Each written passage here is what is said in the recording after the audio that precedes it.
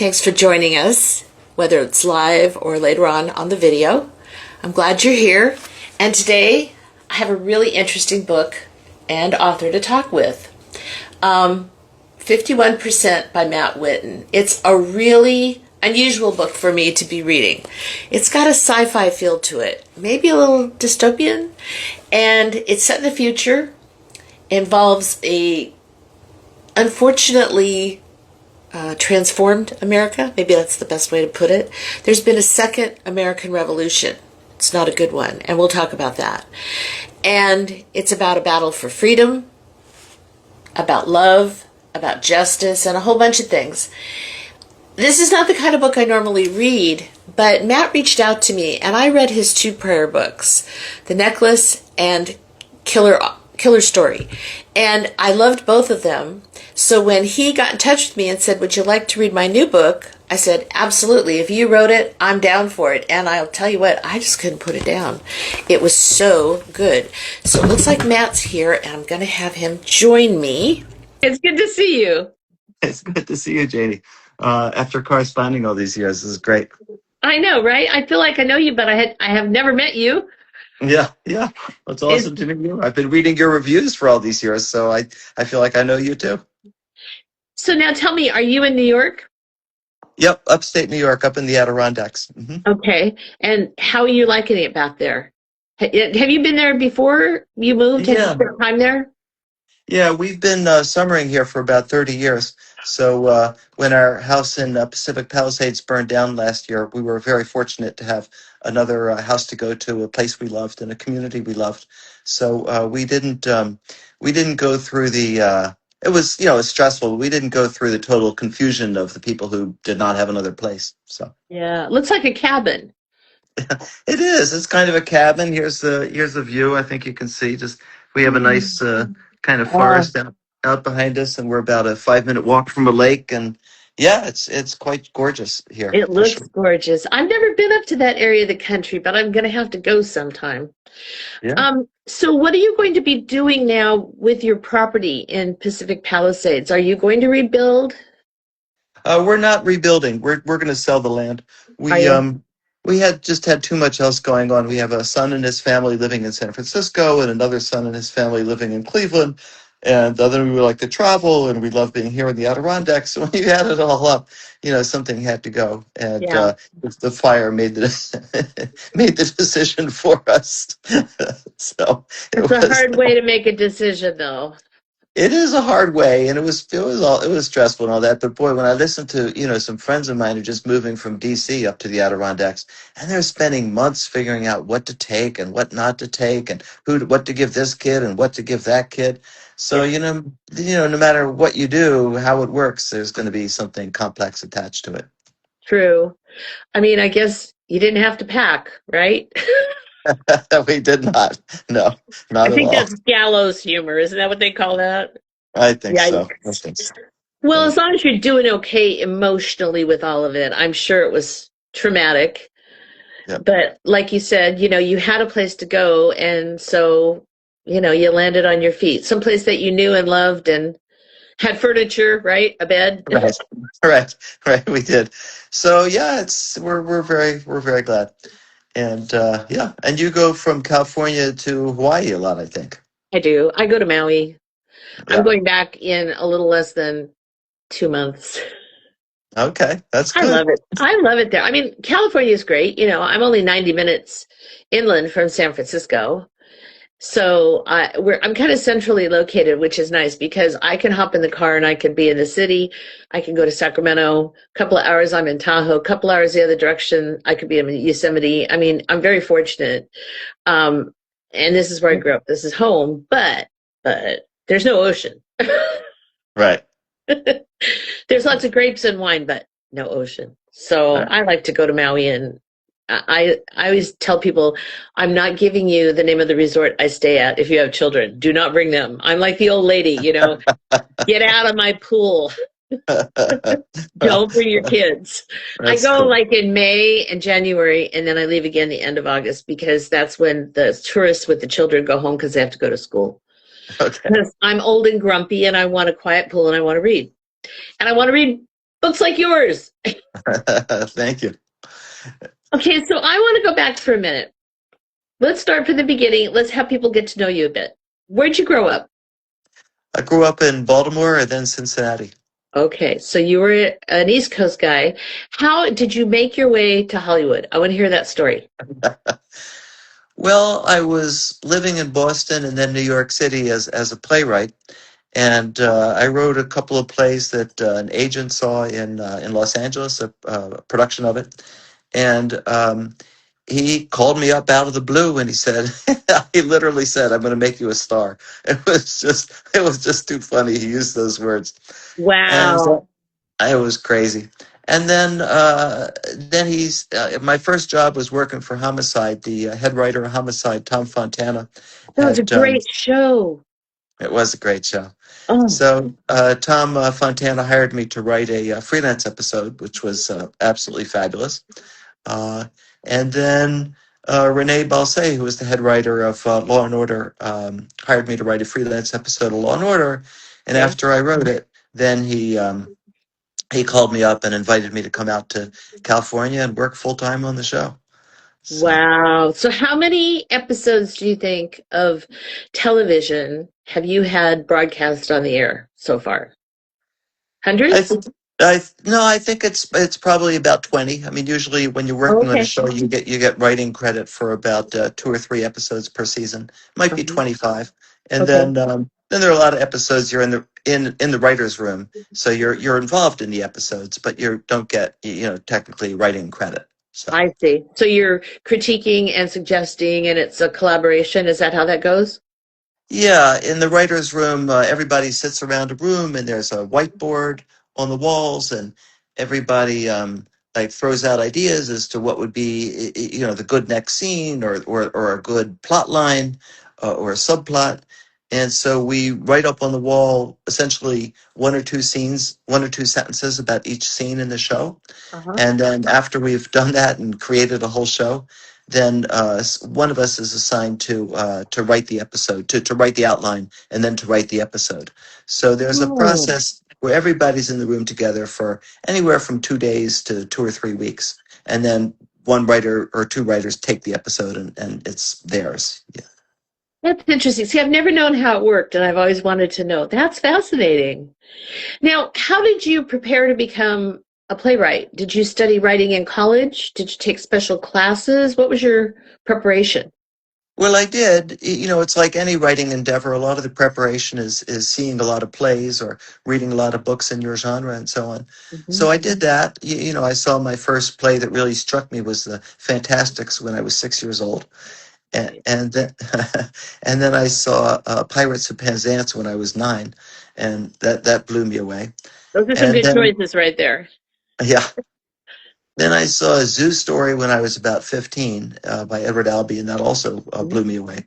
So Right. I just, became a playwright. I just did it. I did take a 2-year MFA program in playwriting, actually at Okay. Brandeis University. And Brandeis is a wonderful university, but my particular program probably was not that helpful in my career. But I came out of it and I went to Boston and I joined a playwrights group called Playwrights Platform. And so I had a group of playwrights that we would meet every Sunday night and share our work and sometimes produce each other's work. And so really, it's like a lot of writing fields. You get to know other writers and you work with them and you get better. And so that was my training. Interesting. Now, were you a big reader as a kid? I was one of those kids that, my parents had to force me to go to sleep, or, I'd go on a drive and I'd be reading a book instead of looking at the beautiful scenery. Yeah. So, I yeah. used to be so jealous. I can't read in the car because I get sick. And my kids would crawl in the back seat. And the good news was they were entertained because they had about a zillion Goosebumps books back there, right? Because we were buying like three of them a week at the grocery store, like they were coming out like crazy, right? But yeah, they just wanted to read their Goosebumps or get on their Game Boys, one or the other. But Right, right. Our kids were super into Goosebumps too. Yeah, actually, as I've gotten older, when I hit my 30s, I couldn't read in a car anymore. So I think that's something that changes with age. I used to go on merry-go-rounds and things, and those Mhm. cartwheels or whatever whatever they're called, and I can't do them anymore. So your No, balance changes. I never could. I never could read in a car, and I never could tolerate like the teacups at Disneyland. Oh God, Right, no. No, right, no, no, no. I think I was just born with whatever. I'm missing that gene. right, right. So, unfortunately, in the car for me, it would have to be audiobooks, which, that's fine. Oh But yeah. I prefer to read books because I can go faster than the person can speak to me. All right. Well, so then you went out to Hollywood. When did you get the bug to start writing novels? That was actually before Hollywood. Now that I think about it, in the late '90s, I decided that even more than going to see a play, I just love putting my foot up and reading a book. And at that time, I was reading a lot of murder mysteries, Mhm. including a lot of amateur sleuth mysteries. So in the late '90s, I wrote four amateur sleuth mysteries, and then when I got the call to come out to Hollywood, I wrote one mystery each year. But then I decided it was just too much. I had kids. I was writing for TV. I was writing a mystery. So I let go of that. Then I quit writing novels for about 20 years. And then I became the Rip Van Winkle of novel writing. I got back into novel writing, which was a tremendous joy. I loved writing for TV, but when you write a novel, you're writing what you're most passionate about for whatever reason. You just have a passion for something, Yeah. and so that's been a complete joy actually writing novels again. All right, so let's plug the two that I read before this one. The first one, The Necklace. Tell Mhm. everybody about, I love that book. I just couldn't put it down. Tell everybody about The Necklace. Sure. It's about a diner waitress from upstate New York, a small town, and she's traveling to North Dakota to witness the execution of the man who was convicted of killing her young daughter 20 years previously. So this is her big chance at closure, some form of closure. But she finds out something on her way to North Dakota where, oh my God, the person who's going to get executed Saturday at 5:30 p.m. might actually not be guilty. And in fact, the real killer might be at large, and not only that, there's a little girl who's in danger from him. So she's got to find out the truth before Saturday at 5:30. And yeah, I had a lot of. It was really great to write. A very courageous character. So yeah. Yeah, it was really enthralling. And I'll tell you, that's where I figured out that your screenwriting and your watching and writing plays really pays off because your books have a very cinematic quality. And I don't know if other people do this, but in my head, people get faces, people get voices, and it's like the movie is running. And it's easy to start the projector with your books because they just, the chapters are not long, they move along. It's very crisp, lots of good dialogue, not a lot of fluff and filler, but it's kind of like turning on and it's not surprising. It's like turning on a detective show, which obviously, and off we go. And the next thing you know, it's kind of like watching something without commercials that just zips right by. So that was the first one that I read from you. And then the second one was totally different. Killer Story. Now tell us about, this was a fascinating one too. Once again, you have a woman as the star. Yes, it's funny. I just seem to write these different genres. I'm just not one of these people that just sticks to something and keeps going. And sometimes I wish I were. It might confuse my readers less, but I do love just writing different things. Killer Story is about a woman who's a newspaper reporter, and that's a tough field to be in.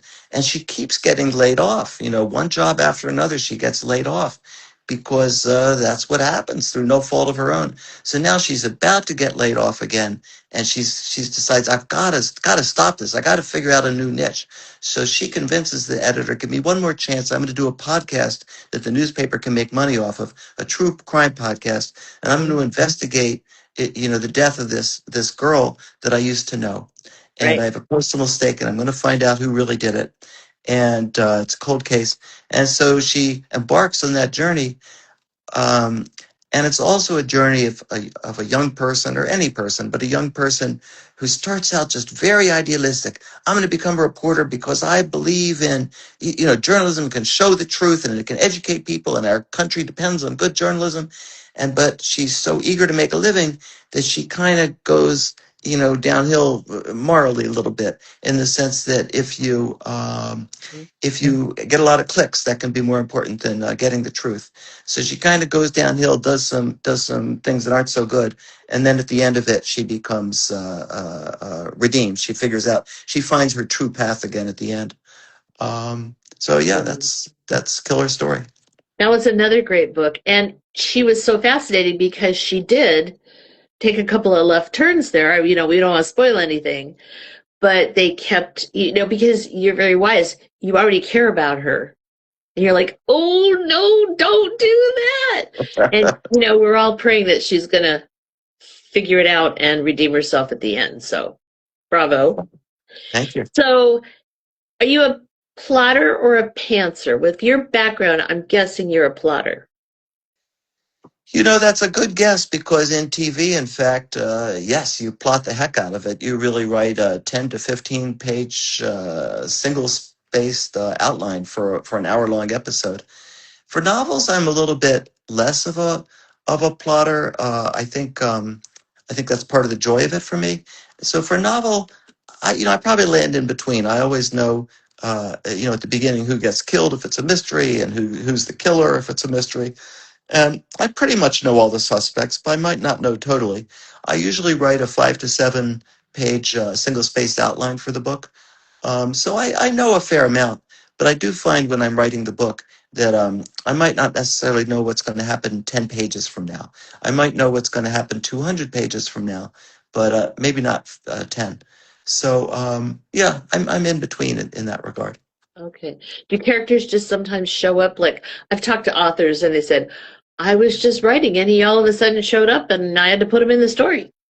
Well, yeah, sometimes that happens for sure. In 51%, my new one, there's one character who's she's we'll probably get into it later, but she's a crime marketing expert. She's somebody that tries to sell murders. We can explain, but anyway, she starts out, and I didn't realize the potential of this character.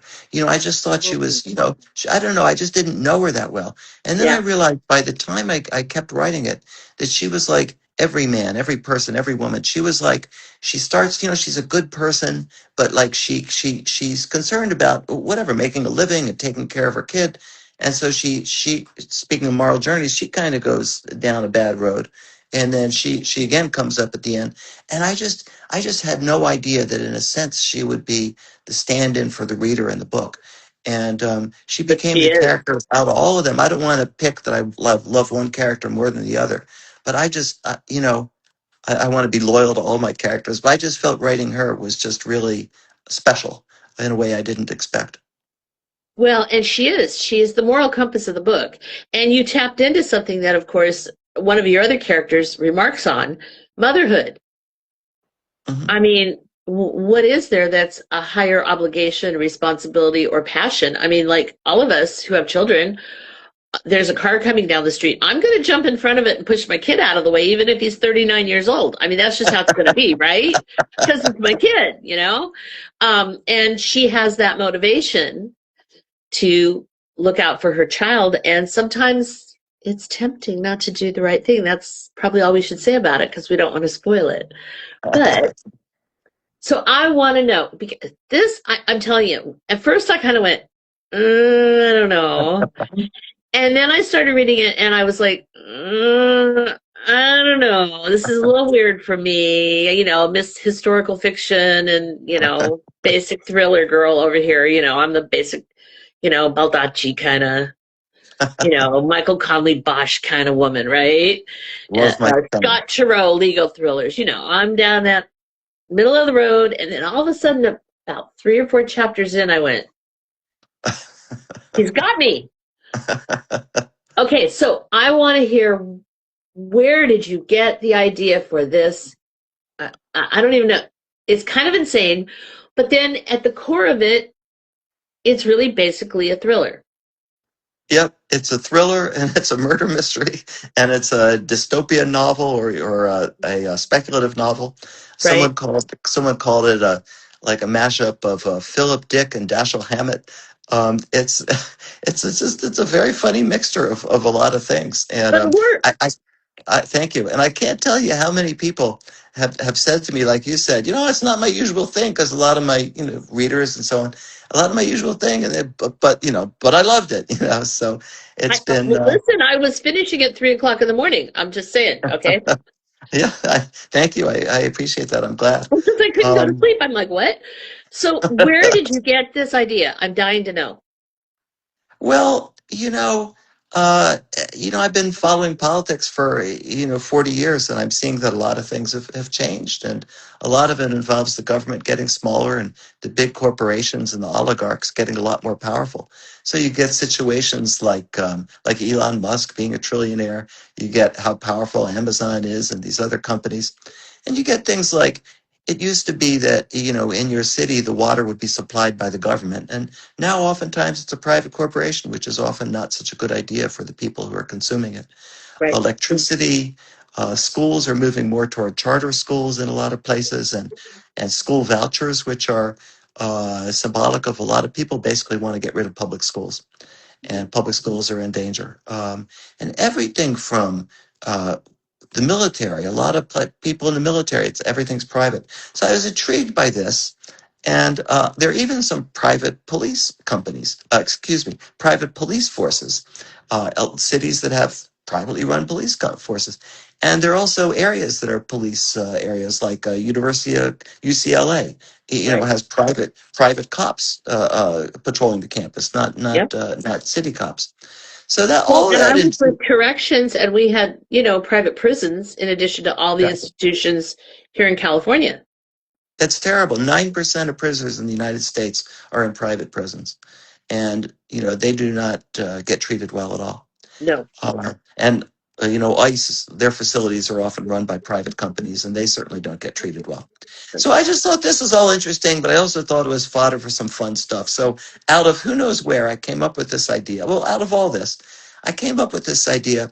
What if police departments really get privatized and they have to raise money themselves to solve the murder? So it's like, if you're going out to investigate the murder of some person who's found dead, uh, you have to raise the money. So you have to go to their family, their widow or widower. You have to go to their neighbors, the church, or you even crowdfund it. You take videos and you try to get, like, if it's in New York, the people in New York to spend money to find a killer of this person. Mm-hmm. So I thought that was a fun idea. It's a twist on a murder mystery, because part of the excitement and the thrill is, are they going to make enough money to solve the murder? Because if you want forensics, you have to pay a forensics analyst. Right. Analyst $300 to do it. If you want a judge to give you a warrant, you have to pay the judge $200, or if it's a weekend, $400. And so Haley, the woman I mentioned, she's not exactly a detective. She's a crime marketing expert. And her partner is Duke O'Keefe, who's a detective. And speaking of Bosch and Michael Connelly, he's sort of modeled on Bosch. And they're I trying can to see solve that. Yeah. they're trying to solve the murder, but really they're trying to raise the money in order to do it. And they have to also contend with the Syndicate Intelligence Agency, which is descended from the CIA.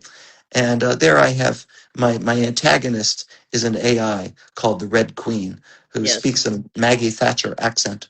And so she's always, or it is always, fighting the guys, because of there's a revolution happening, or the resistance is happening at the same time. They have a big breakout, a big escape planned for Saturday night.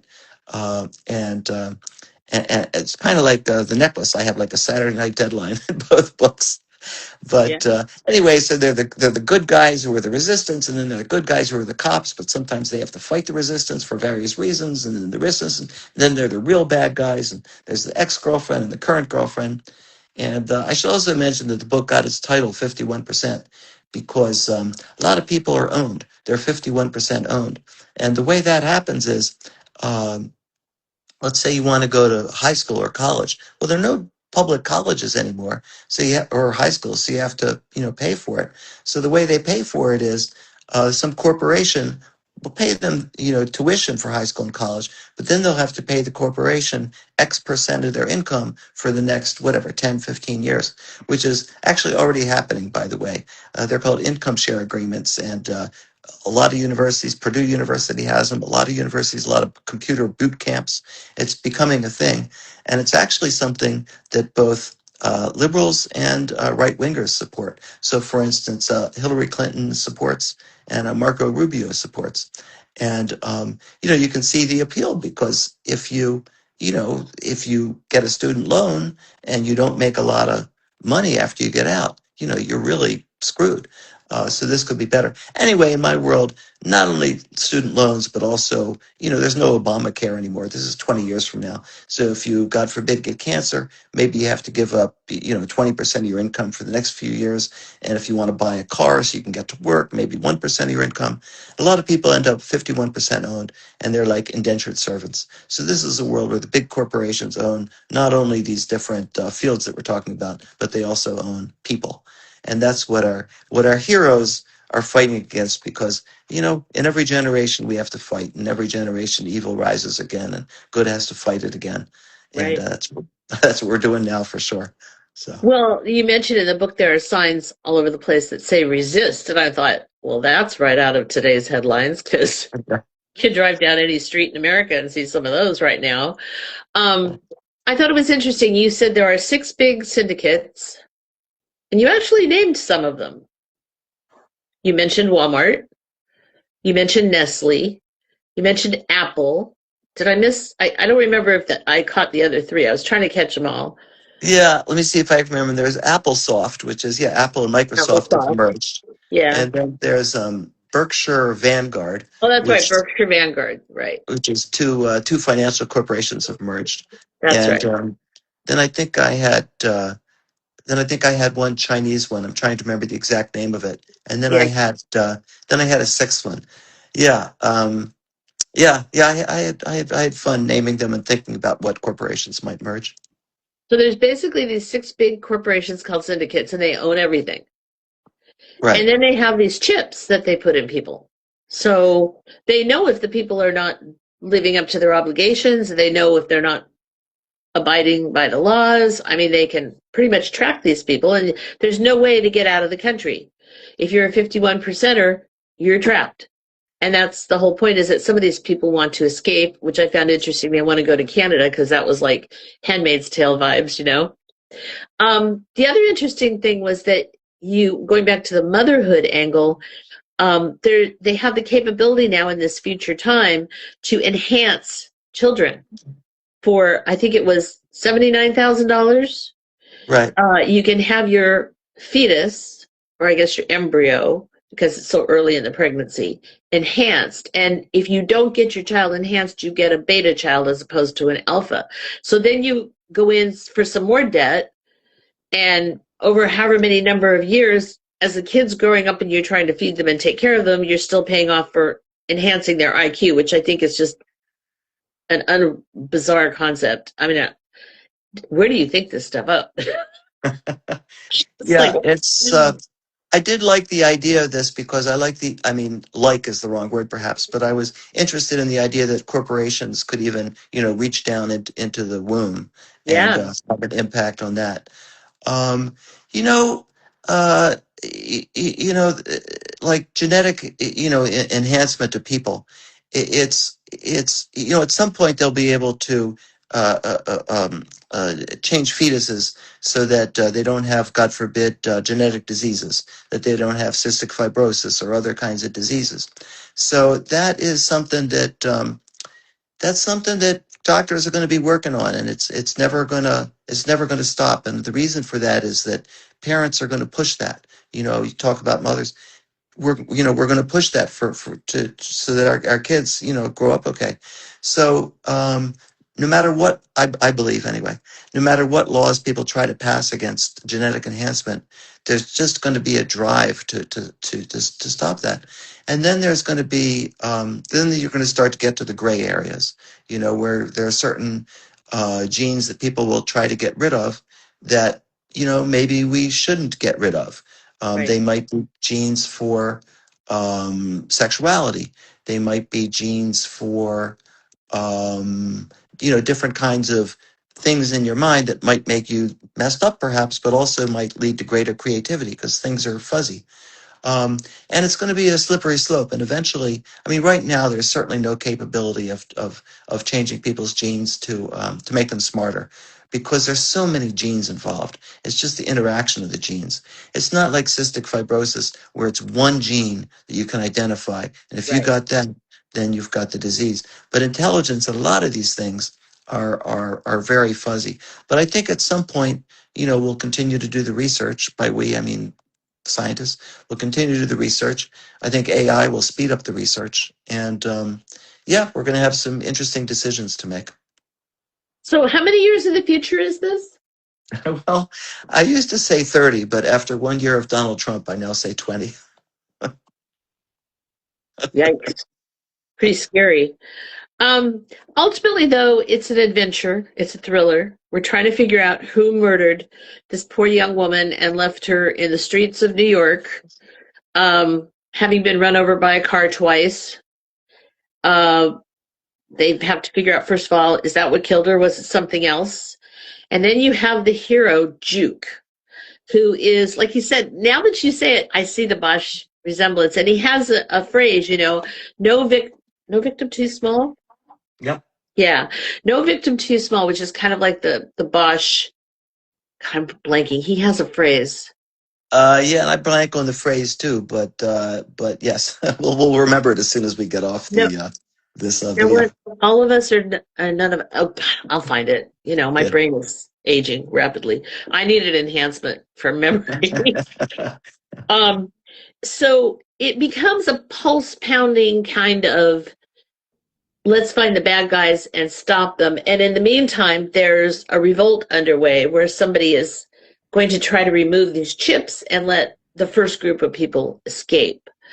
And then you throw in some unrequited love and motherhood. I mean, like you just sort of threw the kitchen sink at this deal, and yet somehow magically it all comes together and it works. Have you ever thought about writing a series? Yes, actually, NBC hired me and a buddy, to co-write a series based on this. And No, I meant a series of books. a series of books on this. I thought about writing number two. I certainly have a plot for it. I'll have to see if I do, but I've certainly thought about it. They would anyway, they would come back from Canada to the U.S. in order to do something, and horrible things would ensue. Yeah. But I have thought Because about I would read it, it. Thank you. Thank you. I appreciate So that. It's so funny NBC just getting is this folks. going to be a series? NBC has got you writing for a series? Well, we'll see. When they hired me, they paid us a lot of money to write the series, so that was good. But it whether it becomes a series depends. So, for instance, NBC might hire 95 people in a year to write drama pilots, Yeah. and they might actually shoot 4 of them, and they might actually 2 of them would go to air. So I'm not counting my chickens. I think the chances are more like 2 out of 95. But you got to start. Well, okay, but let's go back then. How have you seen, because you've been around Hollywood now for many years, how have you seen the industry change, and how much of that is for the better and how much is worse? Well, the main change that I've seen since 2023 is a lot less stuff is getting made. I was in LA last week for book signings. It's my first time back in LA since the fire, so it was quite a trip, actually. But I was talking to my agent, and I was talking to writer friends, and they said, and I believe it's true, that in the year 2023, there were 550 TV shows and movies made that year. And movie was defined as something where the producers went to the trouble of getting a rating from the motion picture board, G or R or X or whatever. And they went so far as doing that, which shows you spend a little money, it's a little bit of commitment. Anyway, 550 TV shows and movies. In now there's 200. Now there's half of that. Now there's about 275 are made. So a lot of my friends, writer friends in LA, are having a very tough time. Writers always have a tough time in Hollywood, but an even tougher time. And they were also telling me that they'll be pitching to an executive 1 month, and then the next month the executive will be laid off. I mean, the layoffs are crazy there too. And below the line talent, or the grips and the cameramen and the everybody that's involved in a show. When we would do an episode of something, there'd be 150 people on set. So those 150 people, if there's no show, they're all in some trouble. So the main thing I've noticed is just it's harder right now. Fewer people are getting hired. Why are fewer movies being made? Is it money? Is it because it all seems to be like they're turning into one, this whole Paramount, Skydance, this whole, I can't understand how it all works, but, everybody's saying it's going to be just one company controlling everything. Is it because you don't have as many studios? Or what is it? What's going on that there's just not as much happening? Well, I think that's a lot of it. The mergers have not helped. They're making fewer. Specifically with TV, maybe this relates to movies also, but specifically with TV, a lot of those shows were being made by streamers like Netflix. Yeah. And Netflix discovered, and the other streamers discovered, that it could be more financially advantageous just to do old shows. They wouldn't have to hire somebody to do new shows. So, for instance, when they realized so many people are watching Grey's Anatomy, so many people are watching Suits, and all they do if they want to, show one of those shows is they buy the rights to it, and don't quote me. Really don't quote me, but let's say it's $500,000 per episode to air it. Okay, that's great.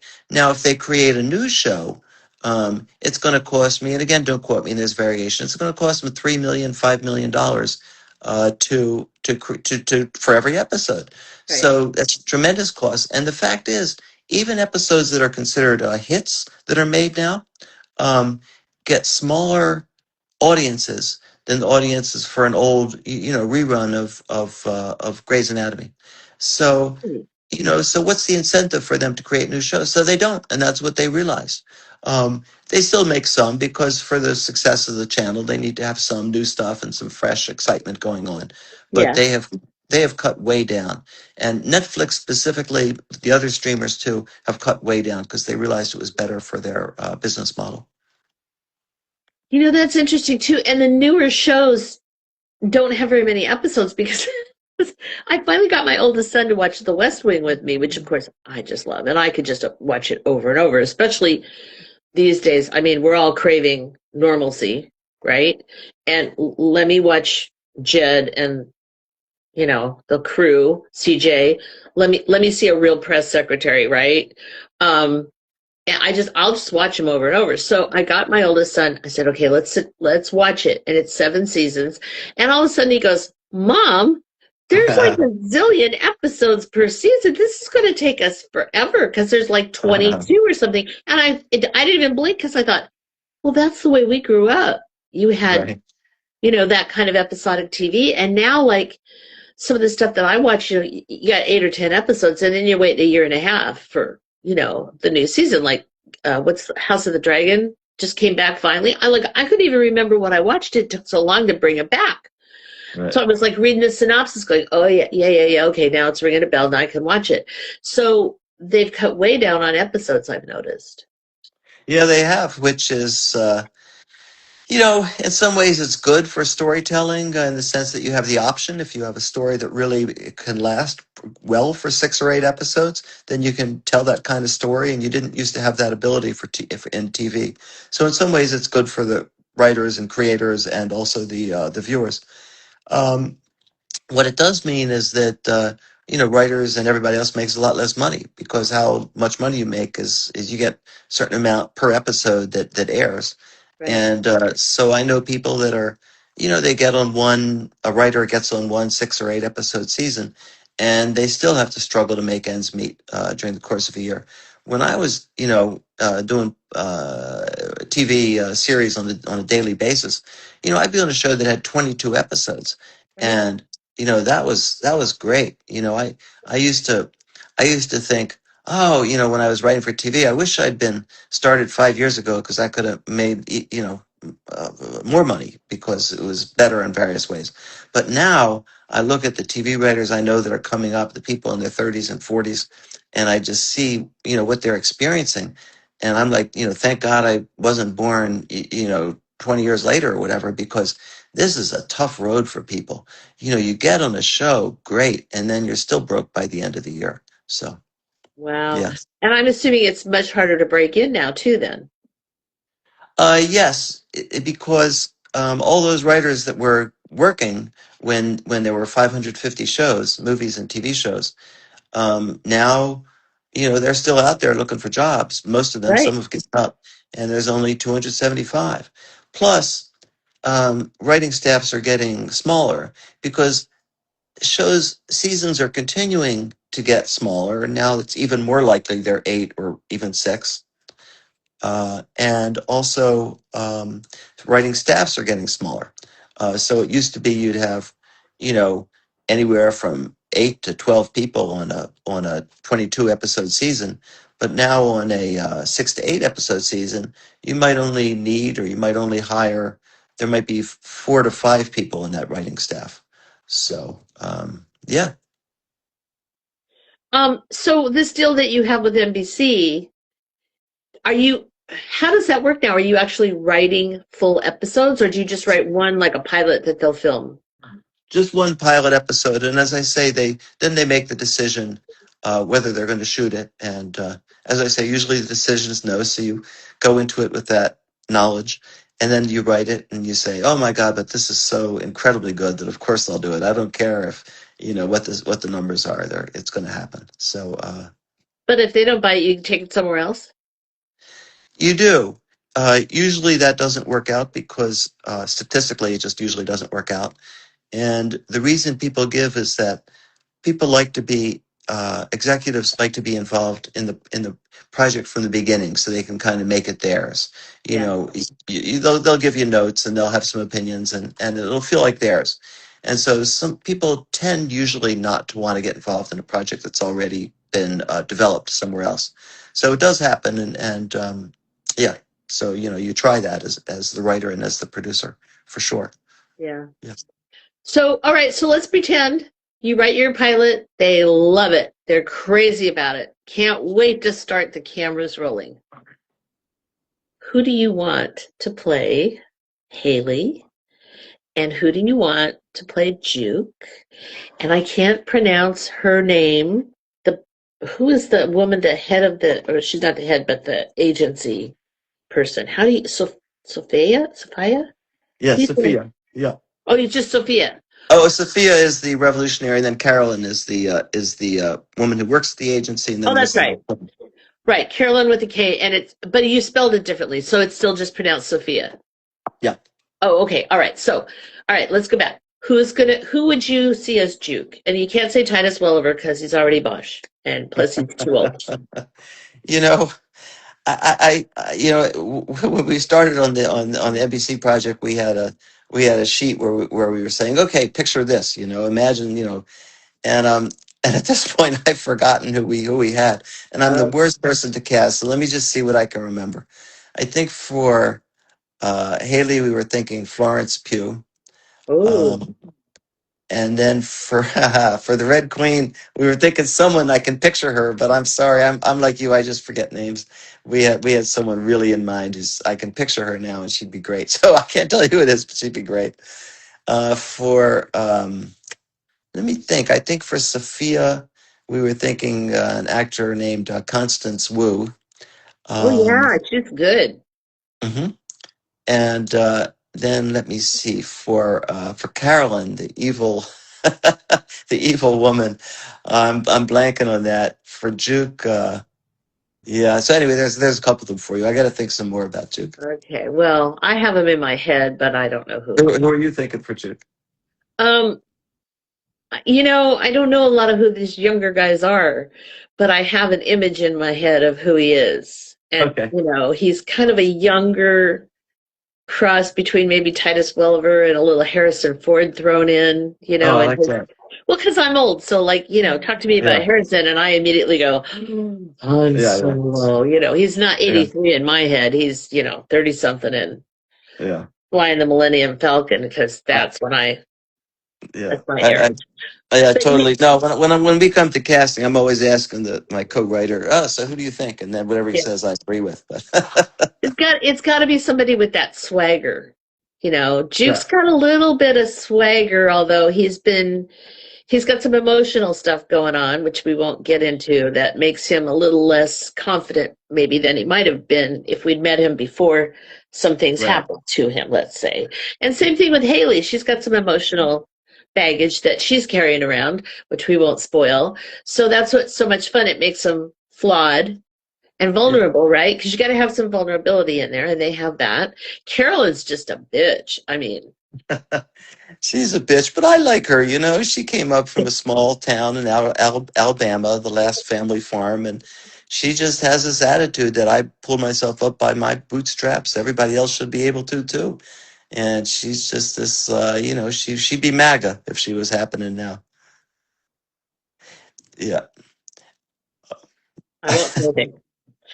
Yeah, you have one line in there. I caught it last night where you kind of make a little statement about the irony of this "Make America Great Again" thing. I won't spoil it for anybody. When they get to it, they'll be laughing like I was. I'm like, oh, you little sneak, you got it in there. I know. And it was good. It's a good line. Thank you. That's I all thought I'm about gonna how say. much to put in. You know, one thing I've really enjoyed about the reception to the book is, you know, I have some right-wing friends that I was like really wondering how they would, you know, like the book and how they would respond to it. And, you know, they've really loved it. You know, they really loved it. And I've decided it's because even if you're right-wing, no matter, you know, you still hate the big corporations. So the right and the left have that in common. We all hate Right. big corporations. Well, and I hate Elon Musk, but that's a whole other discussion. But yeah, but you know, I think well, we don't need to do politics. I think there's a difference between what we think of as right wing, given what we grew up with, Right. and MAGA. I don't That's equate them. They're not true. the same in my brain, anyway. And yeah, By I the have way, some. here's something funny. I'm sorry, I I didn't mean to actually have a Republican friend. I do. I have one. Just one. That's good. All right, that's good. It's good to be open-minded to that. You know, the one thing that I really liked about the NBC executives is they kept reminding us. One woman in particular, she kept reminding us. You know, it's about the love story because you know there is the love story between Juke and his ex-girlfriend who's in the resistance. He's a cop. He's like Rick from Casablanca. He doesn't want to get involved. It's really very much like Casablanca. And she said, you know, the thing that's going to keep coming back from episode to episode is to see if Juke and Sophia get together. Yes. So that was like, you know, it's funny because, you know, I certainly wanted that and I put that in the book and that was important to me. But it's like, it's so funny because, you know, on one level, you know, I talk or one might talk about, oh, you know, the political meaning of the book. And then there's a murder mystery and it's a thriller and all this. But then it's like, you know, bottom line, it's like anything else. You want to know, are the guy and the girl going to get together? Yes, And you do.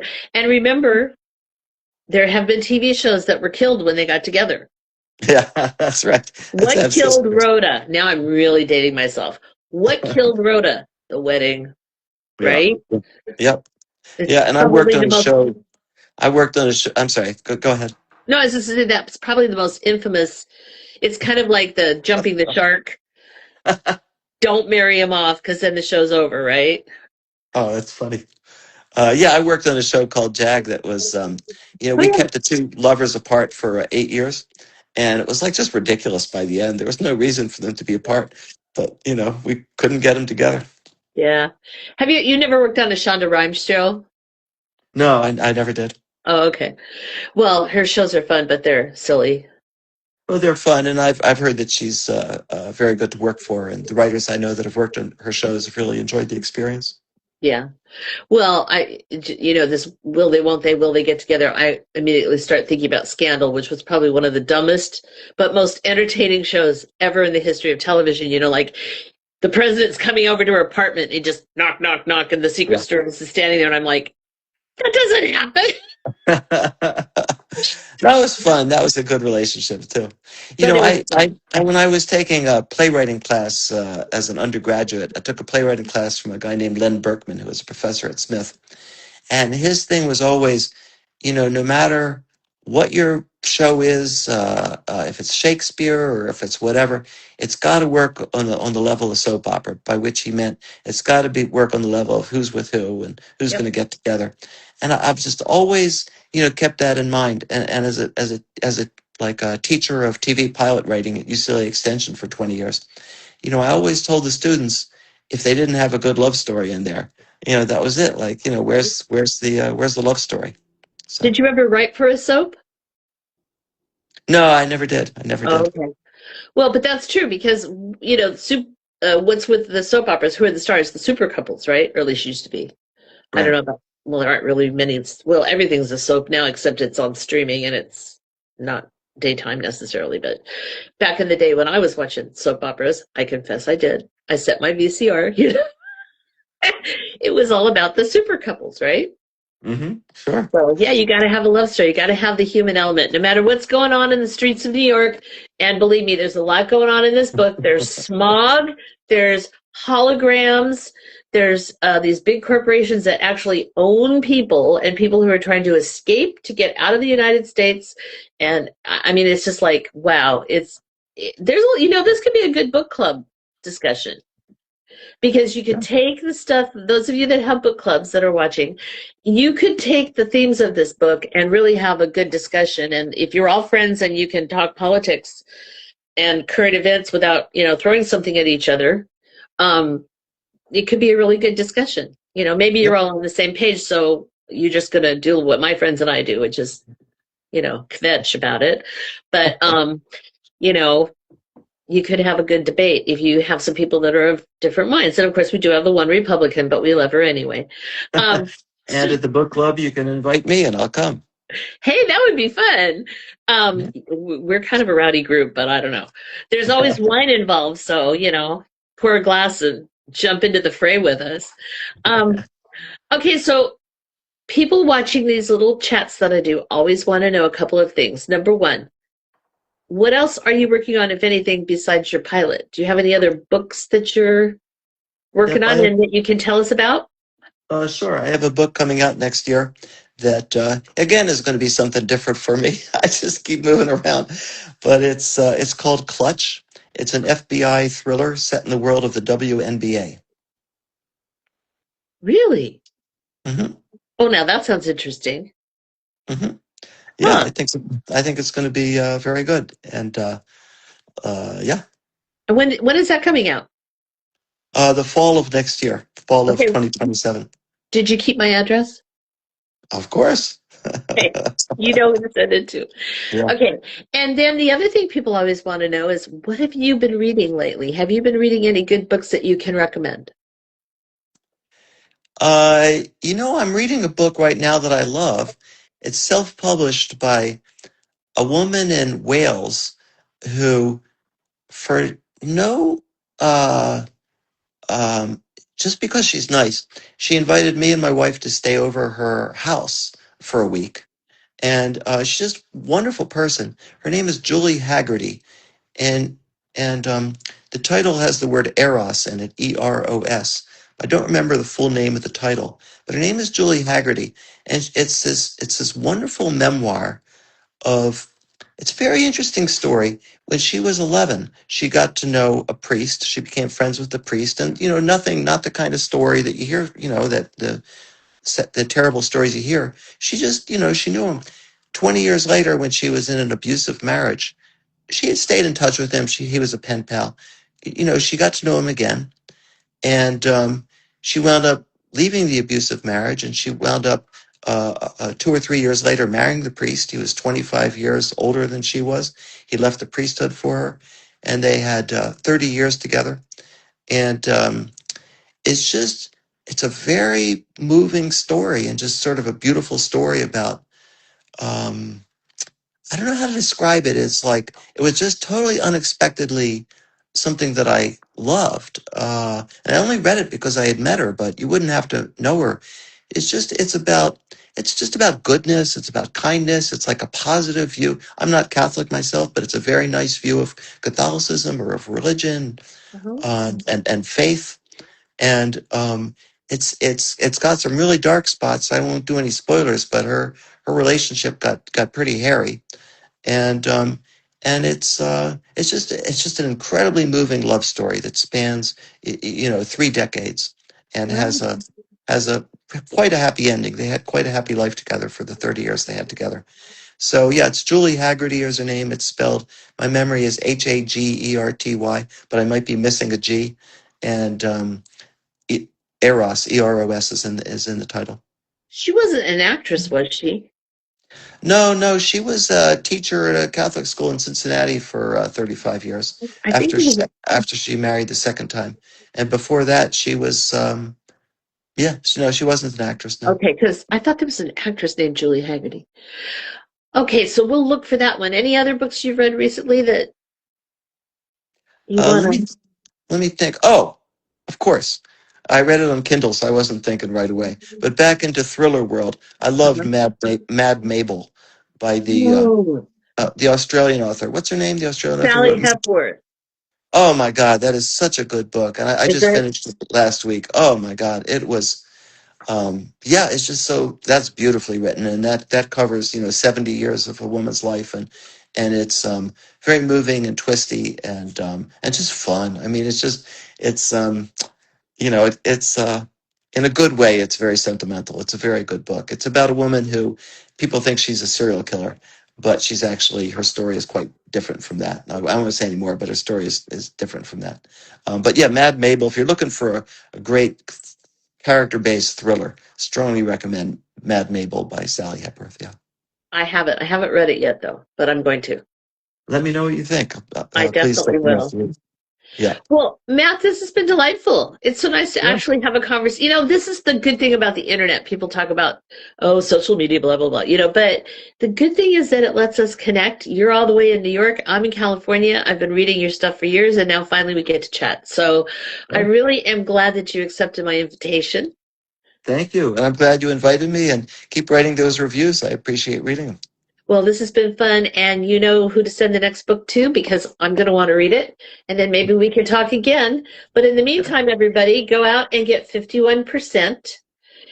I'm telling you, if you want a fast-paced book that will take you by surprise, if this is not your thing, don't be put off by the description of dystopian this and future that. I mean, it's just really at the bottom line, right? Isn't that what the executives want, the bottom line? Yeah. It's just a good story with really good characters, great dialogue, crisp dialogue. There's a little back and forth with the cops, which is typical, right? And kept me reading for hours. So that's the best recommendation I can give people is when people say, well, did you like it? I'm like, well, I stayed up till 3. What do you think? Good. Since I Thank don't you. have to go to work, I can get away with that. Yeah, me too. Retirement's the best thing ever. I always tell people, oh no, just work hard, get that pension because it'll be so worth it. Right. Because then you can stay up till 3 like I do and get up when you feel like it. And there's nobody here to bug me. It's just little old me in my house.